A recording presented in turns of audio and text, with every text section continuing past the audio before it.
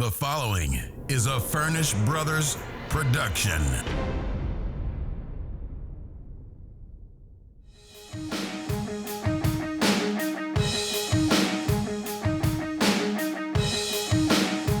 This is the Talkin Buds podcast.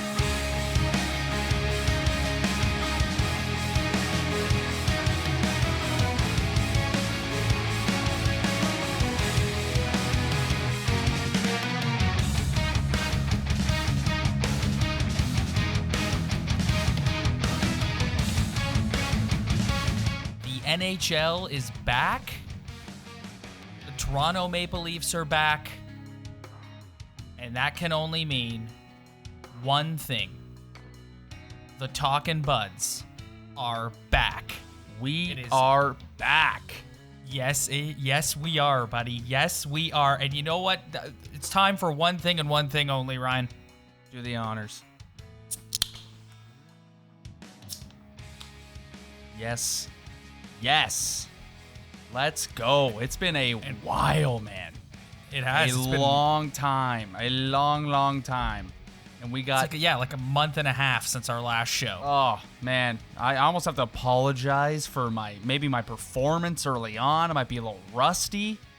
But once we get deep down talking about this team, you know, all that passion will just get boiled back up to the surface.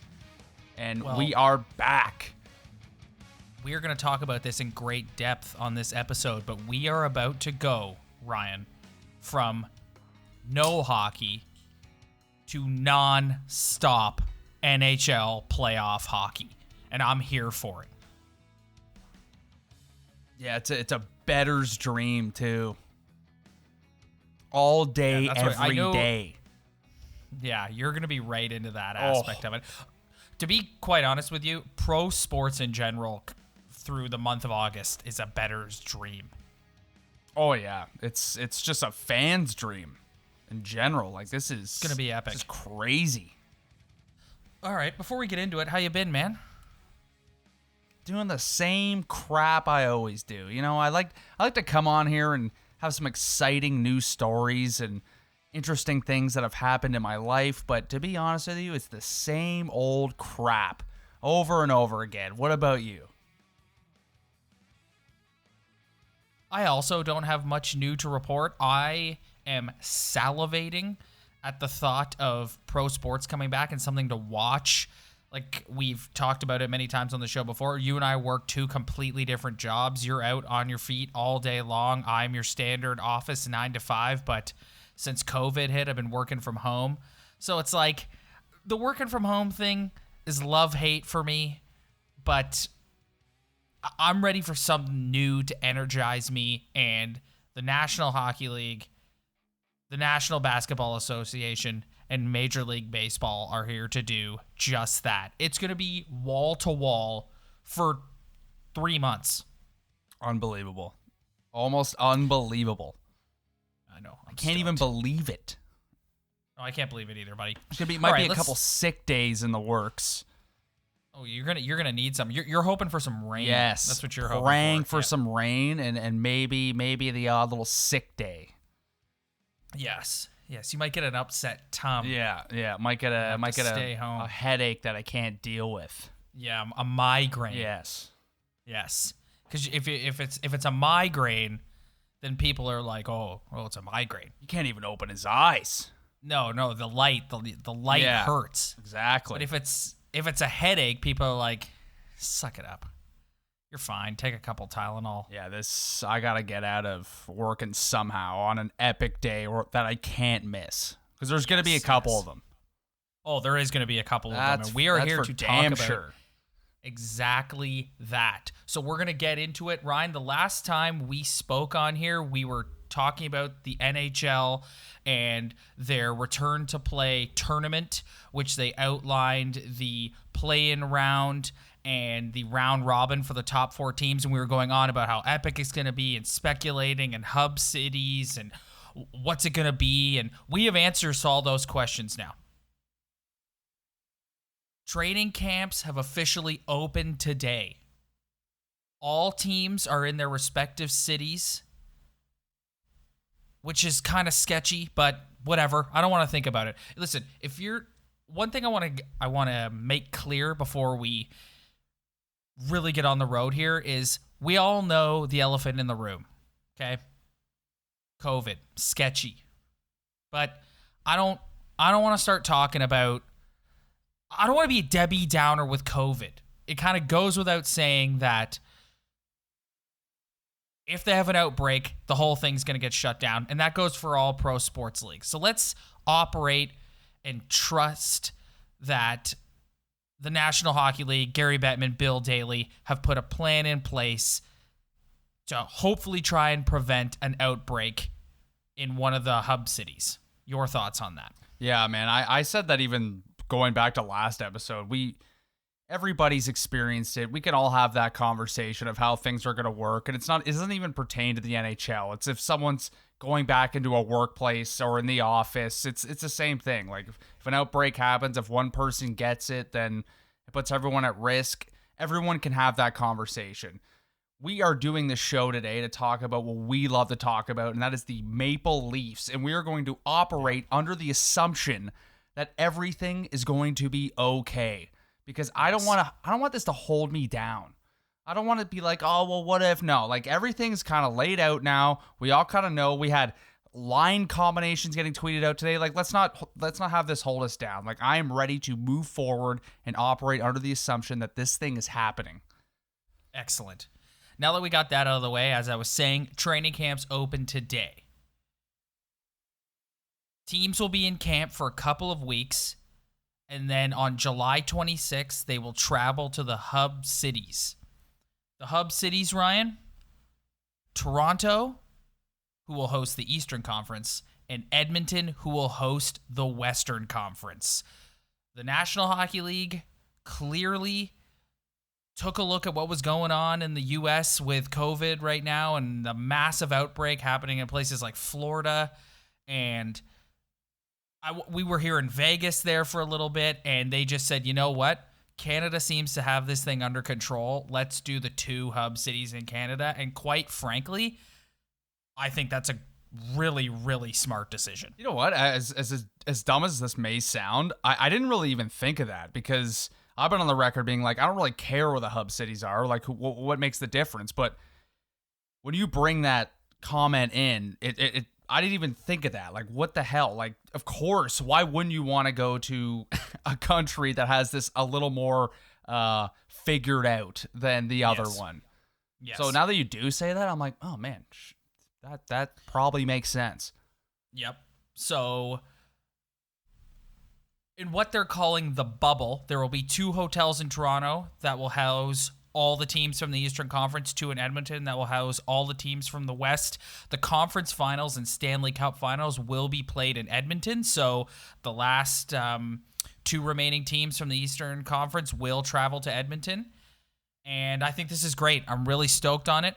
I was listening to Chris Johnston talk about the protocols within the bubble, Ryan. This is super interesting.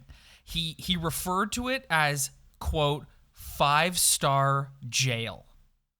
Players are not permitted to leave the premises for any reason other than an extenuating circumstance, which is basically a family emergency.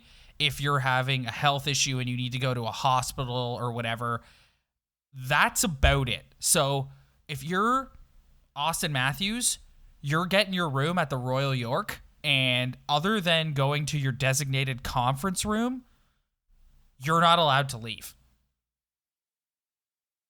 Yeah, that's the way it's got to be. You know, I find this very interesting. This is the first time that these guys who are lucky enough to have a career playing professional sports have to kind of like eat a taste of being like, I got to do this for my job. Instead of just showing up, training. Like that stuff's all fun. Like you training's fun to some guys. Like that's a part of your job. You travel, but you get to live the life. You're making millions or very good pay. But this is the first time that all these guys in these leagues, it's like I have to put myself in a bubble. Like that's the word everyone's using because that's my job and I get paid to do that. So I find it kind of interesting that it's like these guys are getting like humbled. And it's like, you better stay in that room, man. Like, don't be an idiot. Man, don't be an idiot. Well, and he was also asked and confirmed that the Canadian government has rules in place, and this was reported last week about the Blue Jays, and apparently the same rules for the NHL players will apply, where if you are caught breaking quarantine, so if a picture leaks of someone out at a club or doing what they shouldn't be doing, you could get fined up to $750,000 and face potential jail time. And also just completely trash your reputation. Yes, and let your team down. Yeah, let your team down, let your fan base down, and look like a complete dummy in front of the whole world. Yeah, I know. Add that on top of that, too. Right? So, buddy, I'm telling you, if I was a disciplinary for a team, you better stay in that room, pal. Bring all your Xbox, bring everything. Bring everything you need. Don't leave that room. Yep, 100% agree, man. And we don't know, like, the details of, like, what sort of entertainment's going to be available to these guys. Like, with the NBA, everyone's staying in their bubble, which is at Disney World. There's been reports that, they're going to show movies that haven't been released in theaters yet. They're going to bring in, like, live music acts and, like, there was a report that these guys. They had, like, a little show with a bunch of DJs show up, and, like, one guy showed up to the event. Yikes. Right. Yeah, Yikes. So it's like... But while these guys are paid a lot of money and it is only a temporary thing, it's gonna be hard on you mentally, man. Because like if you're not playing or practicing, you're in that little hotel room. Yeah, no doubt. And so no doubt, it's being stuck in one place isn't easy for anyone. But man, this is the first time in your life where it's like, you know what? I make a lot of dough. Maybe I just need to stay in my room.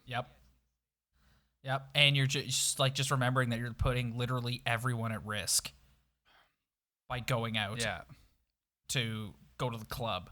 And you got to remember too, like all these teams like aren't like they're not going to be, some teams aren't going to be there for as long as other teams too, right? Like it's going to be the teams that make it further that are going to endure it longer, but the hopes of winning something might help a little bit, like I don't know.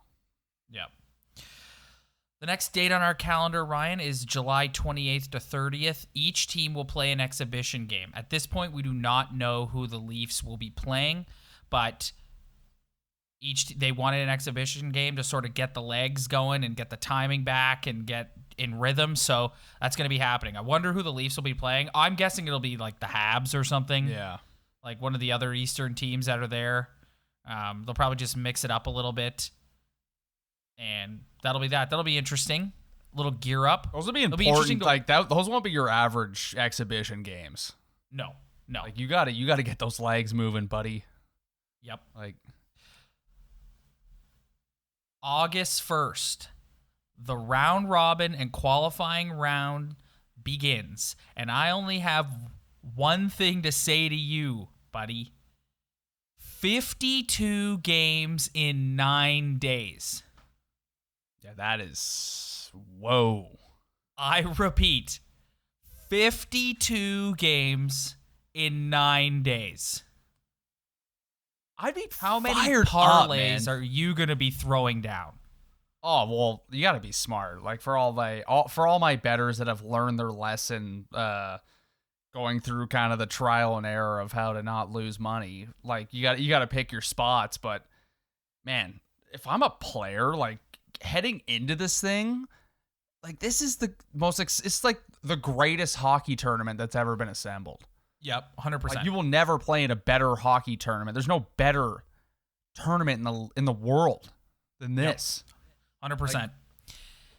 You look at the schedule. Ryan and I are both looking at the NHL released like an official grid. All you got to do is type it in on Google and you can find it, and it is just from August 1st to August 9th, it is wall-to-wall hockey. Yeah. Yeah, unbelievable. 5-6 games per day. Yeah, and some really good series, and then some of them are kind of like that top 4 team matchup, which, I mean, if you're just a straight-up, like, die-hard NHL hockey guy, you could sit and, like, watch every single, like, minute of everything. And that's just, when do you ever get a chance to do that? you know, No, it's I know, under it's crazy. horrible circumstances, but like this is like crazy. So it's been reported once again by Chris Johnston, my and our personal favorite Leaf reporter, that the typical schedule for an opening round will look something like this: 12 p.m., 2 p.m., 4 p.m., 6:30 p.m., 8 p.m., and 10:30 p.m. Wow.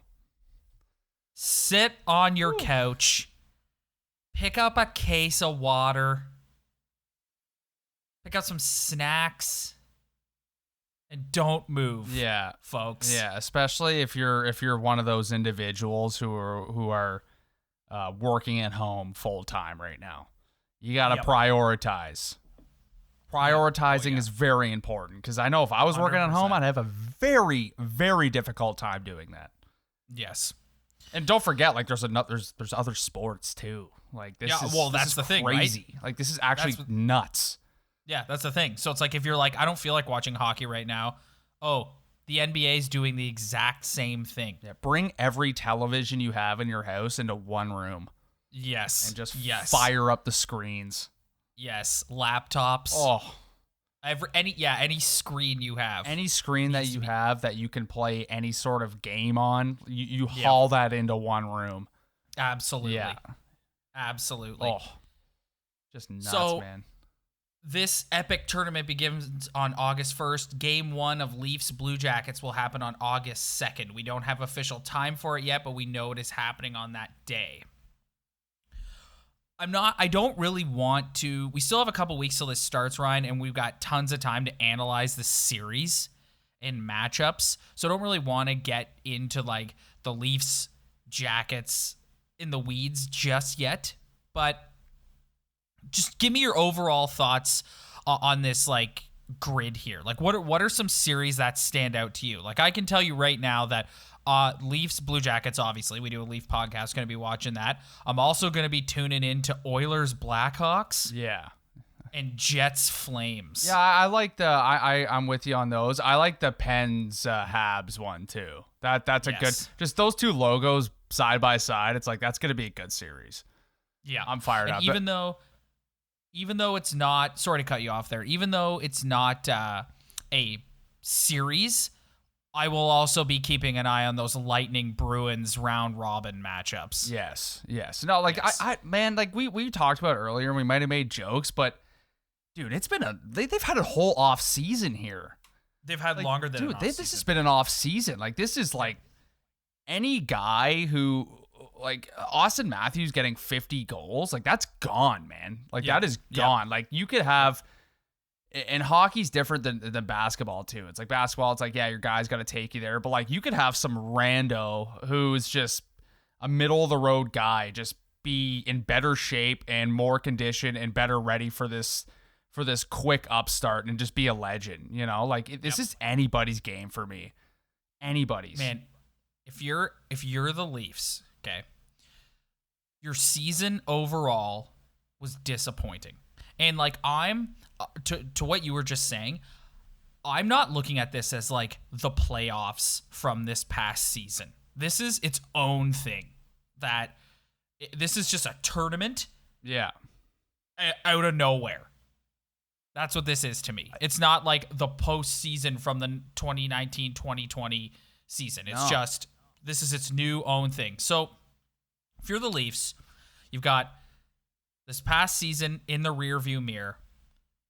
You're in a position where, because of COVID and because of the impact on the revenue for the National Hockey League, the salary cap will be stagnant for the next 2 years, which is not a good thing for the Maple Leafs. This is a humongous opportunity for you.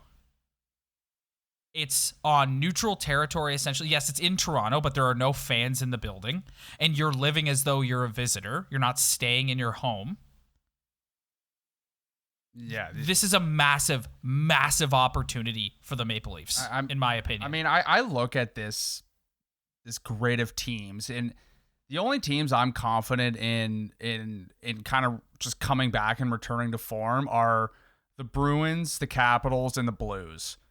Everybody else, I have like this is anybody's ball game, man. Like other than that, like I think those 3 teams are gonna show up because they're just too good. It doesn't matter about the layoff, just the setup's too good. But man, you look at the other, like think about I don't love the matchup for the Leafs, but this whole thing, it's like you could have had Tampa or Boston in the first round. 100%. So let's take advantage here. And yeah, there's worse matchups too, man. Like I think the Penguins are a worse matchup. Like they could have drawn Pittsburgh for some reason. Yeah, and I still don't love the matchup, but like it's gonna be hard to like temper your expectations because I heard guys talking. It's like if they don't make the conference final, is it going to be a disappointment? And it's like I don't know if I can take that attitude into this, man. Yeah. Like, would I be disappointed if they get bounced in the first? Like, 100%. But, like, we're going to see, man. It's like that first round of the MLB postseason, too. Like, for 3 out of 5, like, anything can happen, man. This qualifying round is going to be insane. There's going to be teams that just go down 2-0, like, immediately. And it's like, okay. Either they get dusted or they come back. Couple factors, too. One, this is the first time. Like, so when did they announce this tournament? It was in like May. Sheldon Keefe and his staff have been watching Blue Jackets tape since they announced this tournament. When was the last time you had this amount of time to prepare for an opponent? Never. But I can almost promise you that Torts didn't even need to watch tape on the Leafs because it's pretty obvious what you have to do. Yes. If I could take a dig at the Leafs for a second. Yes, and but I know what you're saying.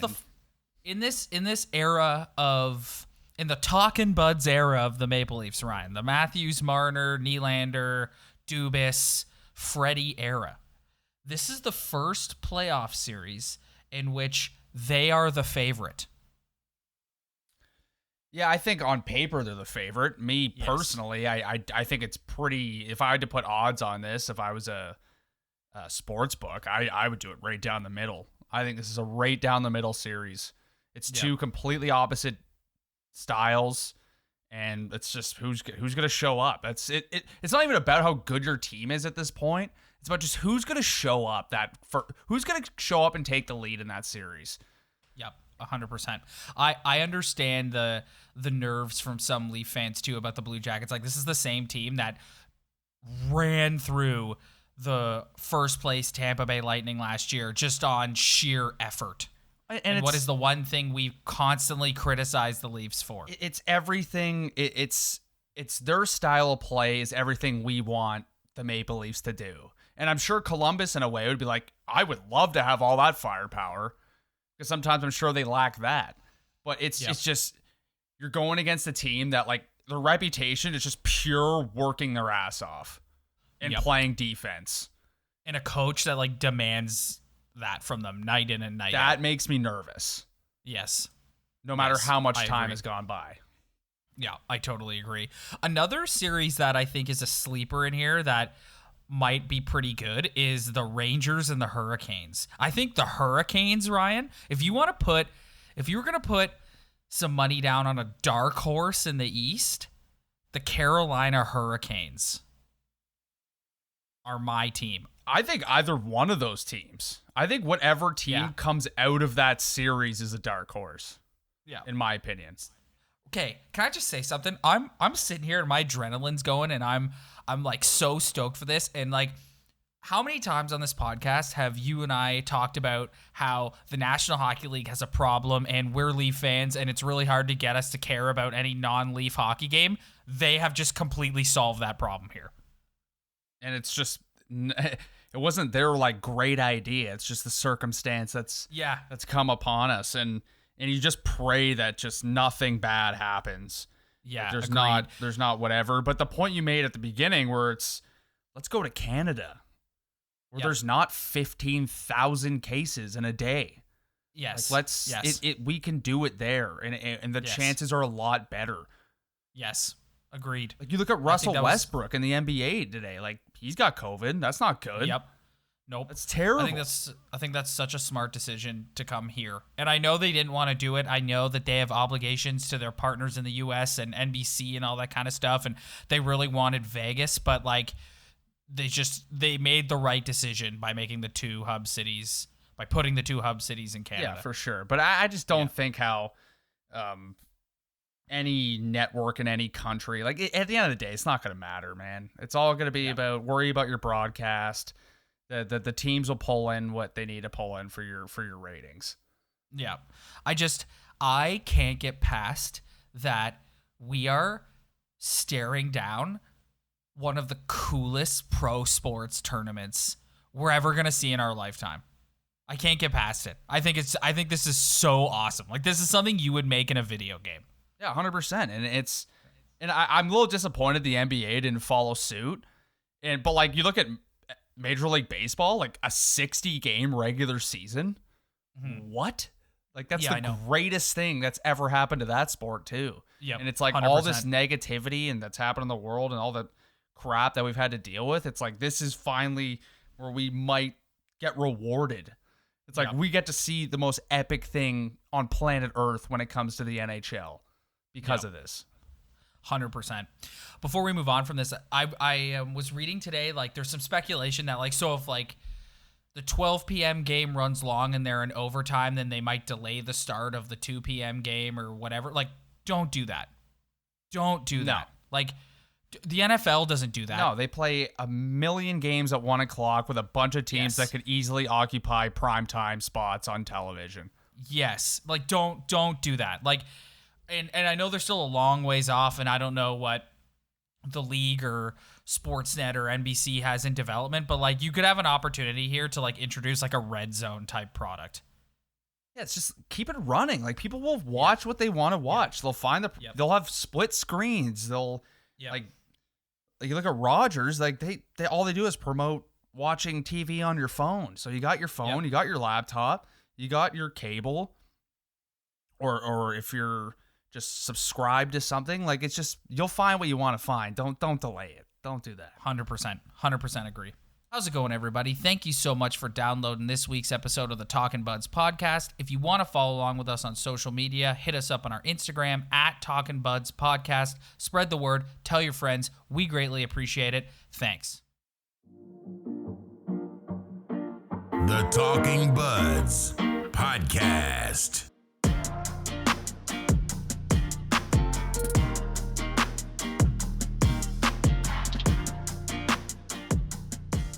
Right, as we were talking about earlier on, Maple Leafs training camp. That's right. July 13th, Maple Leafs training camp opened today at their practice facility in Toronto. They invited a whole slew of players. The list is online. All the guys who covered them tweeted it today. They put it on their official Instagram. Ryan, when I look at this list of players who were invited to camp, two things stand out to me. No Jeremy Bracco, and yes, Nick Robertson. You want my take on that? Yes. Let's say that they are cut from the same cloth, but one guy is kind of the hot, new, fresh dude and probably a better skater. And the other guy's just, like, it's pretty clear at this point that Jeremy Bracco is just not going to get a chance here. And there's something, and I know he had some injury problems and he had a situation where he had to leave the Marlies last season, but they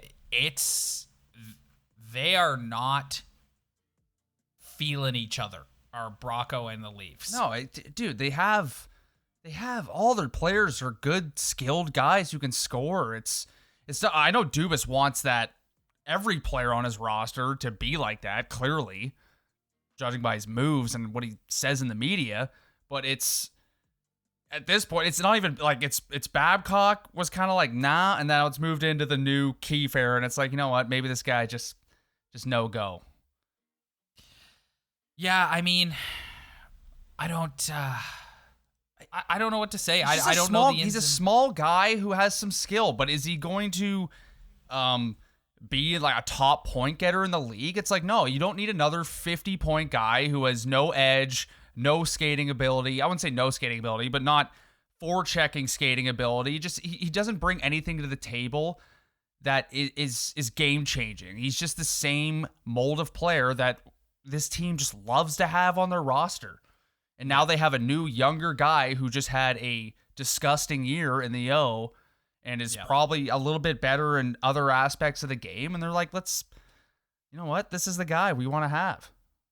He was today and has been a major talking point leading into camp, has Nick Robertson. So, like, I wanted to sort of unpack this with you. Like, he had a monster year in the O playing for the Peterborough Petes. 84 points in 46 games. Every time I was on Twitter, I saw someone going on about Nick Robertson is dominating yet again. And all this talk about him cracking the lineup. And if there was ever a year where a rookie could come in and make an immediate impact because the circumstances are wonky, it's this one, right?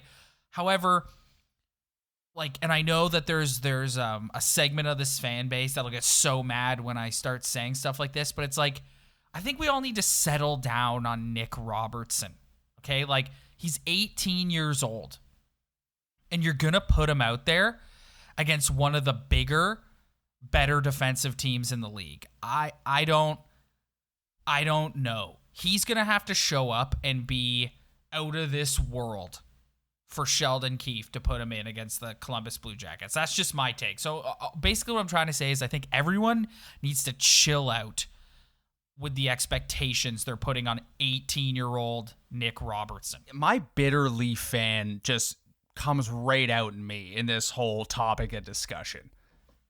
Like, we cannot let go of the next prospect that potentially could make a difference. All year, it was Rasmus Sandin. A year before that, it was all about Travis Dermott. And now we have a new shiny little toy who's having an unreal year in the O. And the last, like, look at Marner. Like, Marner ripped up the O. Like, I get being excited for a guy who's putting up a lot of points and especially goals. Guy's got 55 genos. Like, that's ridiculous. But it's like, I hate Leaf fans when the new shiny toy, they can't stop talking about it. This guy is not going to come in and make a huge difference with this hockey team. Yes, I agree. Like, he will not. If he does, like, I will say I am wrong and I apologize. But I could almost promise you, him being out of this lineup is like the last thing they need to worry about.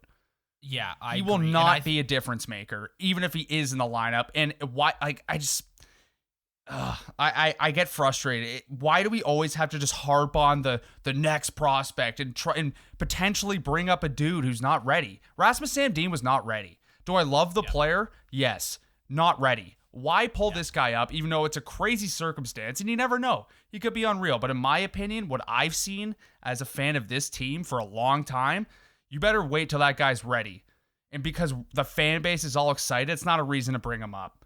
Leave him. Yeah, I agree, man. And I think there's just way too much pressure being put on this kid. Like, I was saying earlier that, you know, this is a huge opportunity for the Leafs, and they've got a chance to really do something this year in this circumstance like this. And if that happens, Ryan, that's going to be because of Matthews, Nylander, Marner, Tavares, Riley, Freddie. Well, Rob, the thing too is the potential of a big opportunity. The guys that you just named who are the staple of this franchise, have been around for a long time, haven't even sniffed an opportunity. They haven't even proven that they can do it themselves in that core. How about the fan base worry about this core that we love and are sticking with because the contracts and whatever, this is the core? We need to be worried about that if they can win a round against the team that they can beat. Yep. Like, I'm not worried about Nick Robertson. Like, Nick Robertson, yay. Love having a great prospect in the system. Who doesn't? Yeah. But this is about this core proving to themselves and to us that they can win a round and show what it takes to get something done. I think Nick Robertson is going to get opportunities in the next couple weeks at camp. I think they're going to give him a real look in that one exhibition game, but I think he's going to have to be off. He's going to have to be jumping off your screen in order for Sheldon Keefe to put him in game one against the Blue Jackets. Let's do the, I know we haven't named the lines yet. I don't want to skip ahead, but just look at the lineup. Like, who's coming out? That's the question. Yeah, no one. Well, now that you're bringing up the lineup, Ryan, I thought of you instantly today when I looked at the second line and who was on Tavares' other wing. My boy. Yes. My boy. Back from injury. Ilya ready to go. Mikheyev. And yes. And like that's a potential guy that like could come out of the line, because the guy played half a season. I loved his work ethic. I thought he was a difference maker when he was on the ice, but it's been a whole off season. And maybe he just comes back. He's not the same guy. So that's a potential player that you could see getting switched out for somebody. But from what I saw from him earlier in the season, I want a player like that in my lineup. I want a guy who's going to just be relentless on the puck. I'm not going to pray that a 55 goal scorer in the O is going to come up and be magic. So basically, if you haven't seen the lineup yet, we'll just go through the first four lines because the last two are like bubble guys. So you've got Matthews, Hyman, Nylander, Tavares, Marner, Mikheyev, Kerfoot, Kapanen, Engvall. Don't love that line. Freddie the Goat, Spezza, and Kyle Clifford.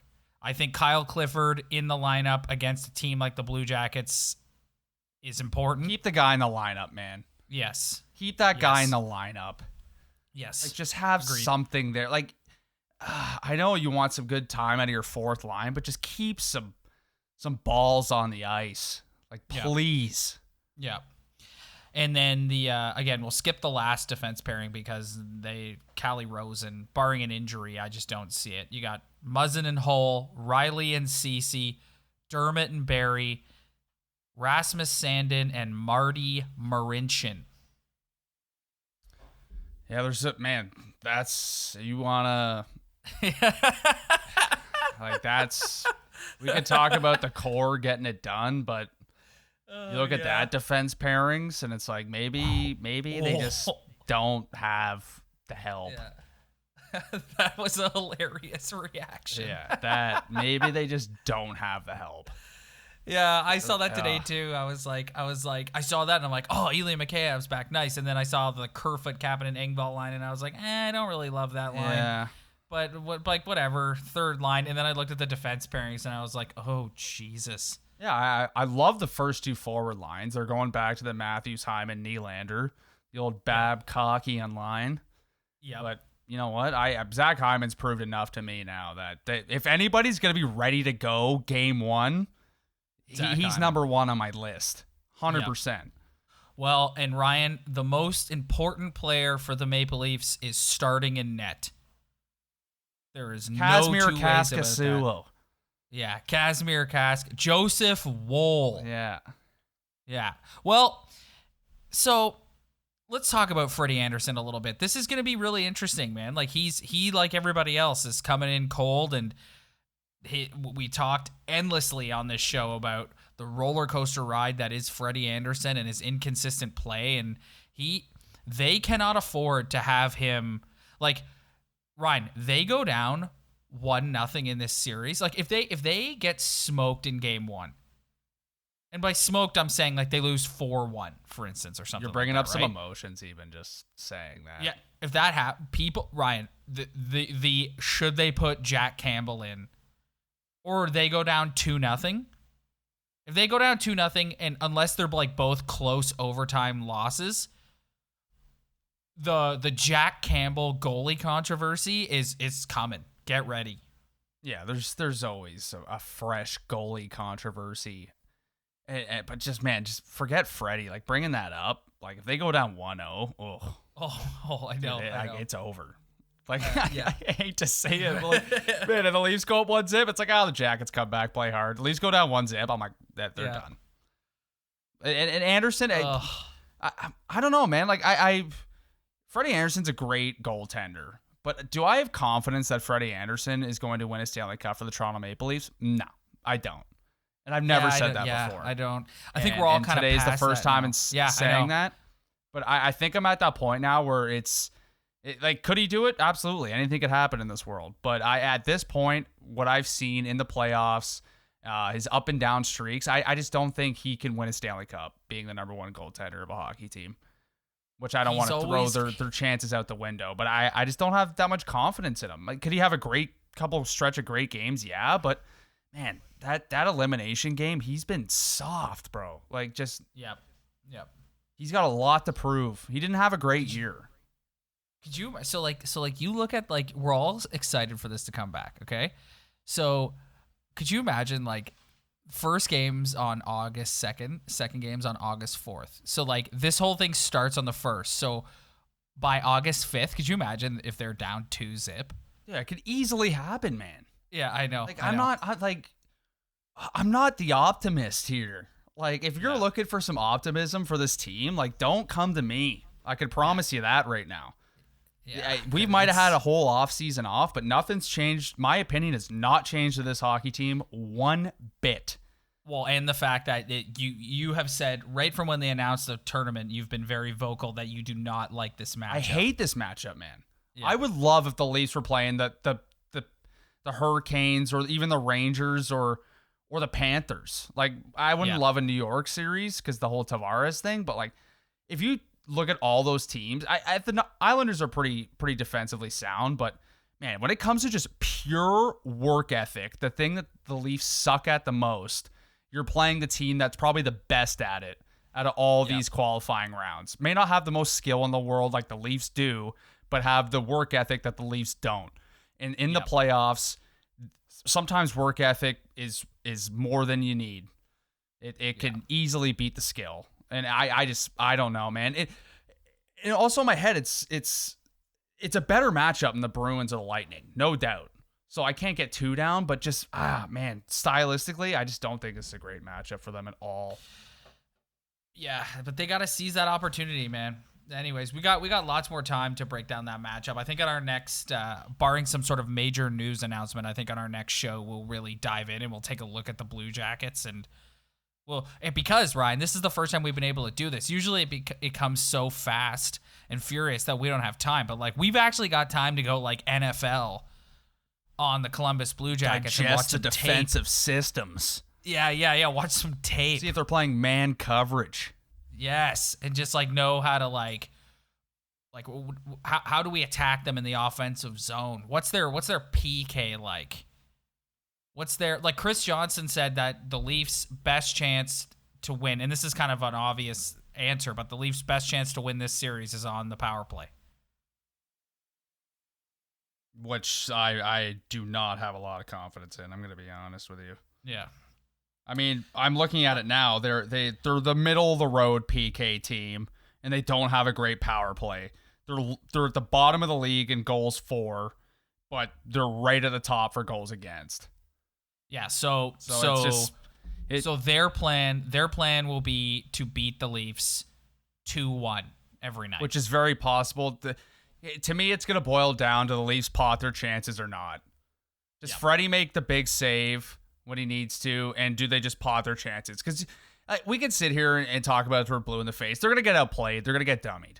Like, there's no doubt about it. They're going to get hemmed in. They're going to get forechecked, and we've watched this team enough that they could do that and still pull out a victory. That's just the way their games go because of the style of team they are. There's no doubt that they're going to get hemmed in. But when it's time for them to have their little offensive run and on their power plays, like you said, which is what they've sucked at in the past, like, they better capitalize because you're not going to get very many chances against this hockey team. Well, and I guarantee you what you just said is what Sheldon Keefe is saying. Just like, this team is great at defending. You need to score when you get your opportunities. And if you don't, it's going to be a long night for you guys. And this team, Ryan, is going to be finishing every check. You're damn right they are. Yep. Every single check will not be unfinished. Like, they are going to finish every check, and they're going to hit you hard. Yep. And you better show up and work. Like, you might get outworked most of the game, but, like, when the Leafs show up every once in a while and they work, it makes a huge difference. Like, you better work. This is the playoffs. work. And this is like the new epic, like you got no time. Like in a 4 out of 7, you can go down one game and be like, oh, it's fine. We're not worried about it. You go down 1-0 in a 3 out of 5, your back's against the wall. Yeah, you got to come back and win. I feel like I sound like old Babs when I tell them to work like that. Oh, what's he? Where's he? Could you imagine the skill? I heard this on the radio today, and I completely agree with it. If he was running this camp, we wouldn't even be thinking about Nick Robertson right now. He wouldn't even entertain that idea. Yeah, we have a lot to digest over the next couple weeks, but I got a lot of thinking to do, man. It's got to be eating Babs alive. Like, we got our notes right in front of us. Just scroll down, look at those defense pairings, man. Like, oh boy, like those are some wild cards, man. Yep, I know. Morgan Riley's gonna play a lot of minutes, and Muzzin's gonna play some minutes, but I always hope for the best for Dermott because he's a hometown guy, and I don't like saying anything bad about him, but like you look at like Hall and Cece and Barry, and it's like, oh, yikes. Well, that defense, those defense pairings will get exposed the deeper the Leafs go. For sure. They can get by Columbus and have to play Washington, Boston, or Tampa, then they're really gonna get exposed. I think you're bang on with that. Like in the first series, it's like you got to work. If you work in that series, you can win it. But once you start getting into the more skilled teams that also work, it's yikes, man. Cody Cece. Oh boy.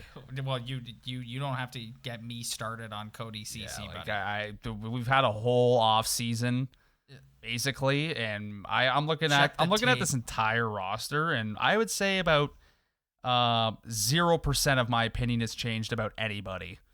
I still feel the same as we did before this whole thing started. And what about Nick Patan? I'm skeptical. Well, Nick Patan was on the Nick Patan was on the. Better hope that a couple guys go down because he's not seeing anything. The some of these names that popped out to me today, like Dennis Malgin. Remember when they picked up Dennis Malgin? I think that the 4 lines they have at the top are just like, that's exactly what I thought they were going to be. Yep. And I'm not surprised. And maybe I don't see any of those guys coming out unless there's. Did you happen to notice who's missing in there? Isn't it Andreas Janssen? Mango. Yeah. Mango's I was looking still at hurt. like, where the hell's Andreas Janssen? Mango's still hurt. They were saying that best case scenario, if the Leafs get to the 2nd or this year 3rd round, then he could potentially be ready to come back. Yeah, so they need to win. I'm not that sad about it. Let's just say that. No. Yeah, same. I don't think Mango's is that much better difference. than Pierre Engvall. No. All right, last thing to touch on before we get out of here is today Austin Matthews did confirm that he did contract COVID-19 while in Arizona. This was reported a couple weeks ago, and the Leafs didn't release an official statement on it, and everyone was really it was a weird thing to talk about, so no one really touched it. And he was asked about it today, and he did confirm that he did have it, and he said he was, quote, pretty much asymptomatic throughout the entire thing, but did go through the quarantine process and did not skate for 2 to 3 weeks. He since fully recovered and is ready to begin the season. He was at the first day of camp today. So Austin Matthews got the virus, made it through. He's here. He's ready to go. I'm not too worried about it. It sounds sick, but it's almost a good thing that he got it. Like, not to sound bad, but like now you know how deathly serious this thing is. Yeah. Don't act like an idiot. Yeah. Yes. Exactly. Yeah. Yeah. Could happen to anyone. No joke. Anyways, I think that'll do it for this week, buddy. We're good. We're back. We're back, ladies and gentlemen. We are going to be here with you throughout this tournament. We're going to try and get some postseason pints your way, Ryan. I am fired up for a postseason pint, buddy. Yeah, same. It's coming very soon. Yeah, coming very, very soon. We're stoked. We'll be back next week, and I think, Ryan, next week, let's do a deep dive on the Columbus Blue Jackets because we can do that. We're going to be One of us is going to be the offensive coordinator. One of us is going to be the defensive coordinator. And we're going to take a look at the Columbus Blue Jackets. I'm down. All right. Down. I'm into that. Thanks, everybody, for downloading. Thanks for sticking with us through this whole COVID craziness. We appreciate you guys so much. We will catch you next week.